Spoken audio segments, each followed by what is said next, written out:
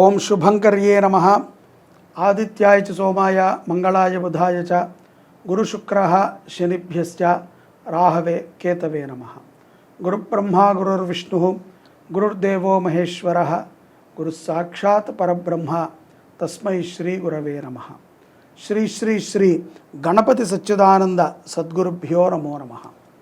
మేషరాశి వారికి జూన్ నెలలో గల గోచార ఫలితాలను తెలియచేస్తున్నాము. శ్రద్ధగా ఆలకించండి. మేషరాశి వారికి ఈ యొక్క జూన్ మాసములో గోచార ఫలితములు అంత అద్భుతముగా ఉన్నట్టుగా ఏమాత్రము కనిపించట్లేదు. కష్టకాలములోనే నడుస్తూ ఉంటుంది. మీరంతా అనుకోవచ్చు, గత కొంతకాలం నుంచి ఇట్లాగే ఉందండి, ఎప్పుడూ మాకు అద్భుతం జరగట్లేదు. కానీ ఈ మాసము మరింత నిరుత్సాహపడతారు. అధైర్యపడకూడదు.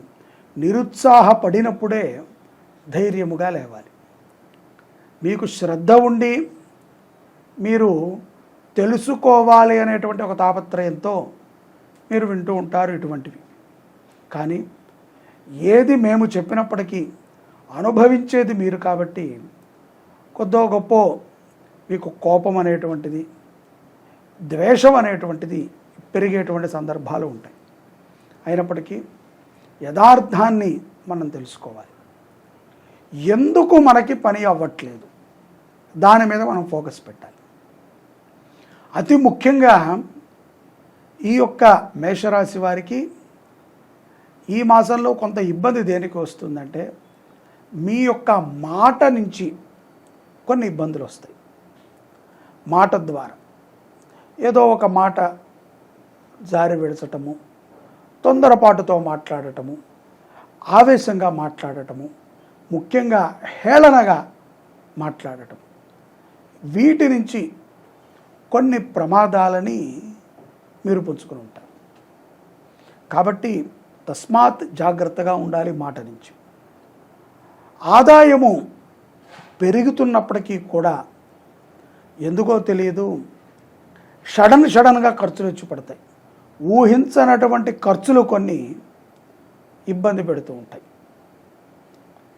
చాలామంది జాతకం కోసమనో వ్యక్తిగత సమస్యల కోసమనో వారి యొక్క వ్యవహారము కోసమనో సంప్రదిస్తూ ఉంటారు. వారికి ఒక స్పష్టత వచ్చిన తర్వాత సంప్రదించటం మంచిది. కన్ఫ్యూజ్డ్ అయిపోయి టకటకా తెలిసేసుకుందామని అనుకుని తెలుసుకున్నాక అది చేయలేక ఏముందిలే అని వదిలేసి అలా మనము ఏ పనిని చేయకూడదు. మనము పూర్తి విశ్వాసం ఉంటేనే మనము ఆ పనిని మనం ఆచరణ చేయటం ద్వారా విజయాన్ని పొందగలుగుతాము. కెరియర్ పరంగా కూడా మేషరాశి జాతకులు జూన్ మాసములో కొంత శ్రద్ధ పడాలి.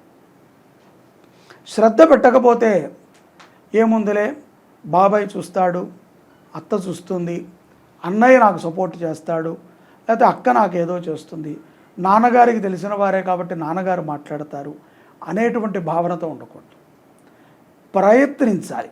సాధ్యాత్ సాధయతే సర్వం.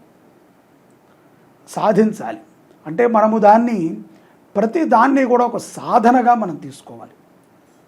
సాధన లేకుండా మనం తీసుకుని ఏదో జరిగిపోతుందిలే, ఏదో వచ్చేస్తూ ఉంటుందిలే అని అనుకుంటే బద్ధకానికి మారుపేరవుతాం. కాబట్టి బద్ధకాన్ని తగ్గించుకుంటూ జీవితంలో ముందుకు వెళ్ళేటువంటి విధానాలని వెతుక్కోవటం మంచిది. రాజకీయ పరముగా ఎవరైతే మేషరాశి జాతకులు ఉన్నారో జూన్ మాసంలో మంచి ఫలితాలనే పొందుతారు. అవమానకరమైనటువంటి కొన్ని సందర్భాలు ఎదురుపడతాయి. ఆవేశపడకూడదు. ఈ రెండూ కూడా దగ్గరే ఉంటాయి. అవమానము, ఆవేశము. అవమానము జరిగిన చోట ఆవేశము వెంటనే ముందొచ్చి నుంచుంటుంది. అలాంటప్పుడే అధైర్యపడకుండా ధైర్యముగా తెలివితేటలతో వ్యవహరిస్తే రాజకీయ నాయకులకి మంచి భవిష్యత్తు ఉంటుంది.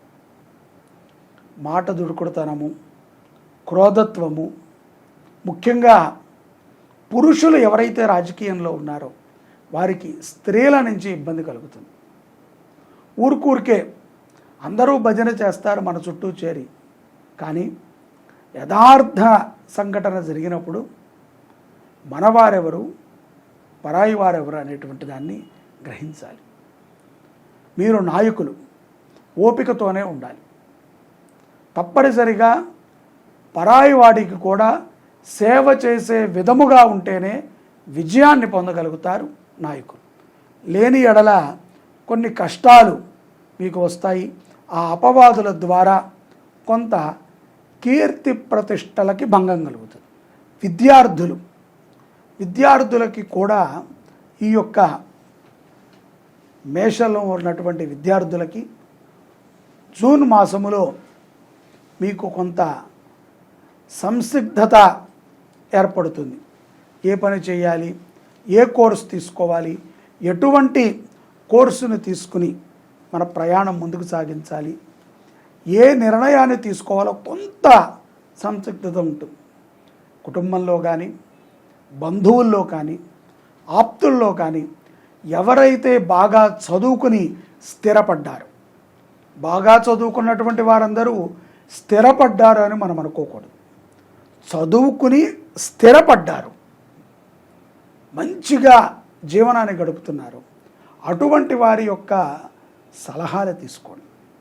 చదువుకున్నవాడు, స్థిరపడినవాడు, మంచి బుద్ధి కలిగిన వాడైతే చెడు మాటలని కానీ చెడు ప్రవర్తనలను కానీ చేయడు.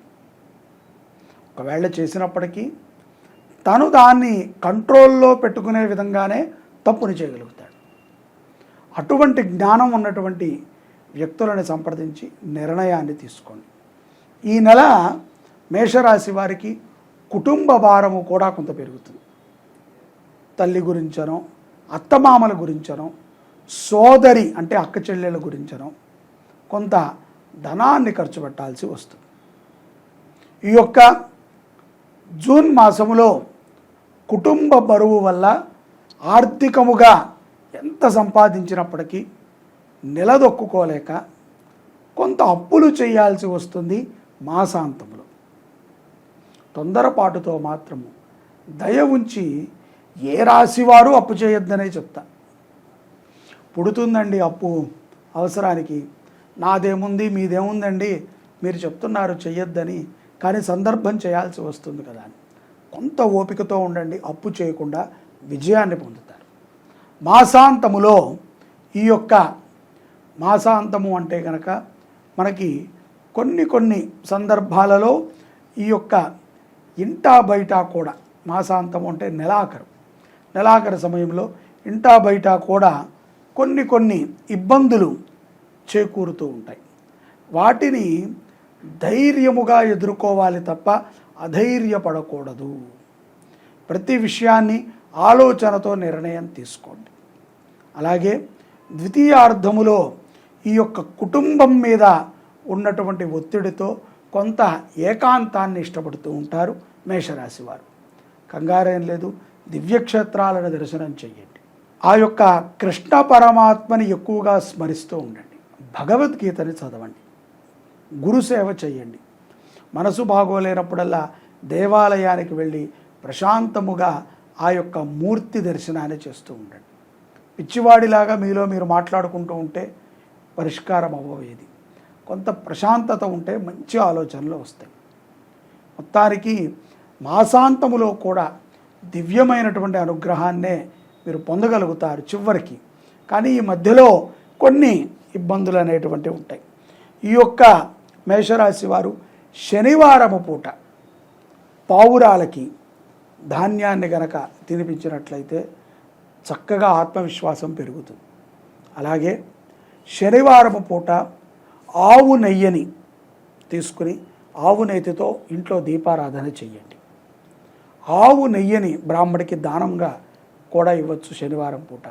తద్వారా ఎంతో ప్రశాంతతని పొందుతారు. శనివారం పూట ఏకభుక్తము చేయండి. ఉల్లిపాయి, వెల్లుల్లిపాయి, మాంసాహారాన్ని తినకండి. సాత్వికమైనటువంటి ఆహారాన్ని తినండి. ఒక పూట మాత్రమే భోంచేయండి. గోవుని సేవించండి, గోవుని రక్షించండి, అన్నీ కూడా మీకు చేకూడతాయి. జూన్ 7వ తారీఖు నుంచి జూలై 1వ తారీఖు వరకు అష్టాదశ శక్తిపీఠాలలో ప్రతి శక్తిపీఠములో కూడా మహాగణపతి అర్చన, రుద్రాభిషేకము, చండీ హోమాన్ని నిర్వహణ చేస్తున్నాను. ఆ వివరాలు కింద మీరు కాంటాక్ట్ చేస్తే కనుక చెప్తారు. ప్రతి ఒక్కరూ పాల్గొనండి. ఇది ఒక గొప్ప అవకాశం. ఈ జన్మకి ఇటువంటి అవకాశం మరలా మనెవరికీ రాదు. అందరికీ ఒక మంచి శుభవార్త.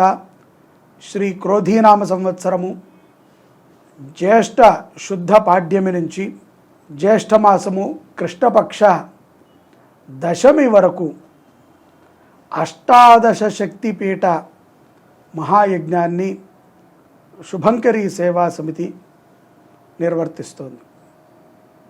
ప్రతి శక్తిపీఠములో కూడా, అంటే మన హైదరాబాద్కి పక్కనే ఉన్నటువంటి అలంపురి జోగులాంబ అమ్మవారి దగ్గర నుంచి శ్రీలంకలో ఉన్నటువంటి శాంకరీదేవి వరకు ప్రతి శక్తిపీఠములో కూడా మీ గోత్రనామాలతో గణపతికి అర్చన, రుద్రాభిషేకము, ఆ యొక్క శక్తిపీఠములో చండీ హోమం, వీటిని నిర్వహణ చెయ్యాలి అని చెప్పి శుభంకరీ సేవా సమితి జూన్ 8వ తారీఖు నుంచి జూలై 1వ తారీఖు వరకు ఈ యాత్రని, ఈ యొక్క మహాయజ్ఞాన్ని నిర్ణయించడం జరిగింది. దీంట్లో ప్రతి ఒక్కరూ కూడా తప్పనిసరిగా పాల్గొవాలి. ఎందుకంటే ఈ జన్మకి ఇది ఒక గొప్ప అవకాశం.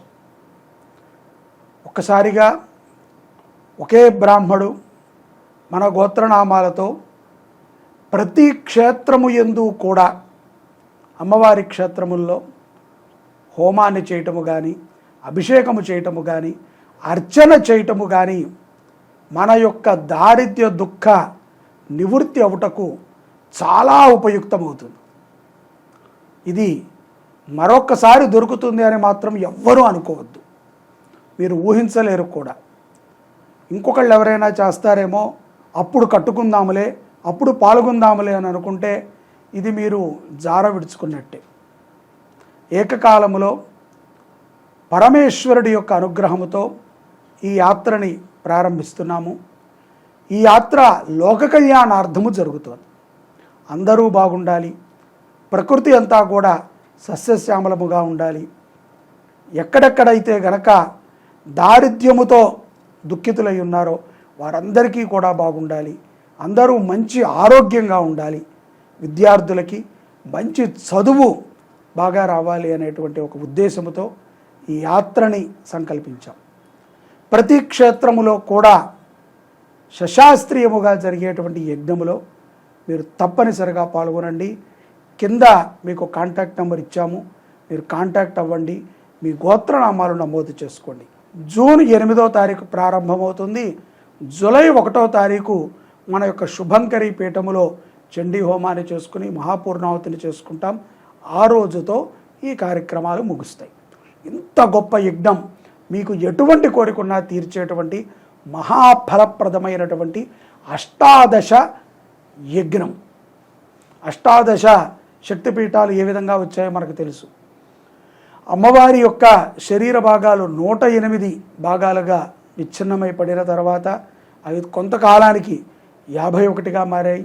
మరికొంతకాలానికి అవి 18గా వచ్చాయి. ఆ 18 అద్భుతమైనటువంటి శక్తిపీఠాలు. వాటిని మించినటువంటివి మరొకటి లేవు. ప్రతి క్షేత్రంలో కూడా శివుడు ఉంటాడు. కాబట్టి శివుడికి ఆరాధన, గణపతికి ఆరాధన, అమ్మవారికి ఆరాధన జరుగుతుంది. అవకాశాన్ని జార విడుచుకోకండి. ప్రతి ఒక్కరూ పాల్గొనండి. అమ్మవారి అనుగ్రహాన్ని పొందండి. అమ్మ దయ ఉంటే అన్నీ ఉన్నట్టే. సర్వే జనాః సుఖినో భవంతు.